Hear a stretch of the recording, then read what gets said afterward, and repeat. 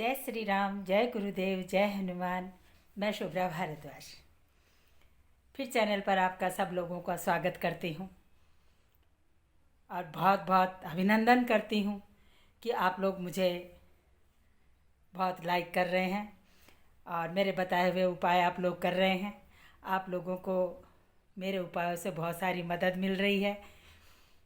इससे ज़्यादा मेरे लिए और क्या खुशी की बात हो सकती है, क्योंकि एक आदमी होता है कि पैसे लेकर के कार्य करता है, एक आदमी होता है कि निस्वार्थ लोगों की सेवा करता है।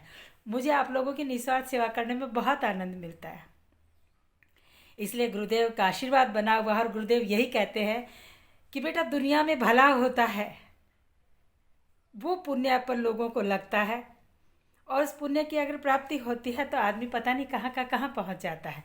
और आप लोगों का अगर मेरे साथ साथ है तो अपन कहीं भी घूम सकते हैं और कहीं भी रह सकते हैं, क्योंकि जब मेरे साथ आप लोग हैं तो मुझे बढ़ने में कहाँ दिक्कत आ रही है।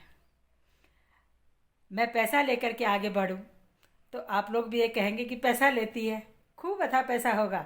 नहीं, ईश्वर का दिया गुरुदेव के आशीर्वाद से खाने कमाने लायक हो जाए उतना बहुत है, क्योंकि पैसे रखने के लिए हम लोगों के पास जगह नहीं होती है। कोई तो कहते हैं कि हमारे पास बहुत जगह है, आए तो सही पैसा, लेकिन पैसे के पीछे मत भागिए। हमेशा धन को अपने कदमों में रखने की कोशिश कीजिए।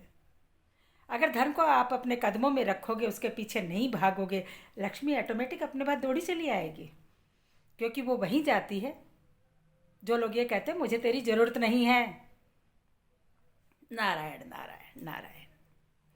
इसलिए बहुत ही शिवरात्रि के लिए एक बहुत अच्छा उपाय बताया गुरुदेव ने, वो सब लोग करिएगा। क्योंकि मंदिर में जाएंगे, ऐसा तो है नहीं कि स्पेशली कोई मेरे कहने से आप लोग जाओगे, तो उस समय आप मेरा कहा हुआ उपाय भी करके आए तो बहुत अच्छा रहेगा। वैसे तो विधान है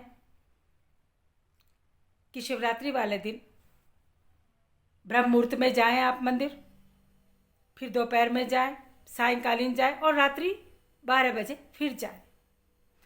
अगर 4 बार कोई भी बंदा जाता है, कोई भी माँ बहन बच्ची कोई भी जाते हैं और अपनी एक मनोकामना लेकर के जाते हैं, उनका कार्य स्वतः ही पूर्ण हो जाता है, क्योंकि भोले बाबा सबका कार्य करते हैं। तो ये जाना ना भूले।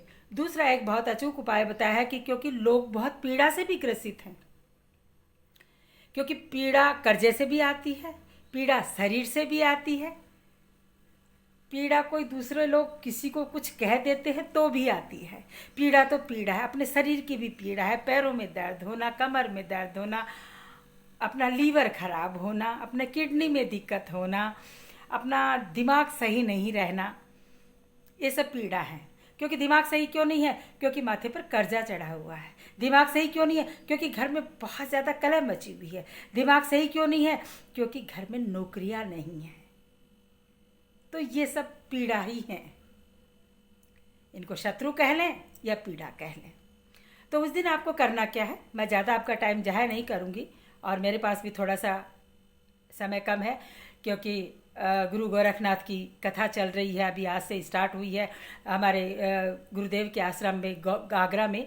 और वहाँ पर क्योंकि मैं भी अभी जाऊँगी वहाँ पर, आज से स्टार्ट हो गई, लेकिन मैं थोड़ी देर से पहुंच रही हूं क्योंकि कथा करती हूं मैं भी।